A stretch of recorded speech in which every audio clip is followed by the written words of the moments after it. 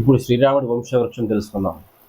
బ్రహ్మ కొడుకు మరీచి, మరీచి కొడుకు కాశ్యపుడు, కశ్యపుడు కొడుకు సూర్యుడు, సూర్యుడు కొడుకు మనువు, మనువు కొడుకు ఇక్ష్వాకువు, ఇక్ష్వాకువు కొడుకు కుక్షి, కుక్షి కొడుకు వికుక్షి, వికుక్షి కొడుకు బాణుడు, బాణుడు కొడుకు అనరణ్యుడు, అనరణ్యుడు కొడుకు పృథువు, పృథువు కొడుకు త్రిశంకుడు, త్రిశంకుడు కొడుకు దుందుమానుడు, దుందుమానుడు కొడుకు మాంధాత, మాంధాత కొడుకు సుసంధి, సుసంధి కొడుకు ధ్రువసంధి, ధ్రువసంధి కొడుకు భరతుడు, భరతుడు కొడుకు అసితుడు, అసితుడు కొడుకు సగరుడు, సగరుడు కొడుకు అసమంజసుడు, అసమంజసుడు కొడుకు అంశుమంతుడు, అంశుమంతుడు కొడుకు దిలీపుడు, దిలీపుడు కొడుకు భగీరథుడు, భగీరథుడు కొడుకు కకుత్సుడు, కకుత్సుడు కొడుకు రఘువు, రఘువు కొడుకు ప్రవృద్ధుడు, ప్రవృద్ధుడు కొడుకు శంకనుడు, శంకనుడు కొడుకు సుదర్శనుడు, సుదర్శనుడు కొడుకు అగ్నివర్ణుడు, అగ్నివర్ణుడు కొడుకు శీఘ్రవేదుడు, శీఘ్రవేదుడు కొడుకు మరువు, మరువు కొడుకు ప్రశిష్యకుడు, ప్రశిష్యకుడు కొడుకు అంబరీషుడు, అంబరీషుడు కొడుకు నహుషుడు, నహుషుడు కొడుకు యయాతి, యయాతి కొడుకు నాభాగుడు, నాభాగుడు కొడుకు అజుడు, అజుడు కొడుకు దశరథ మహారాజు, దశరథ మహారాజు కొడుకు శ్రీరాముడు, శ్రీరాముడు కొడుకు లవకుశులు. ఇది శ్రీరాముడి వంశవృక్షం. ఇది విన్నా చదివినా కూడా పుణ్యఫలమే.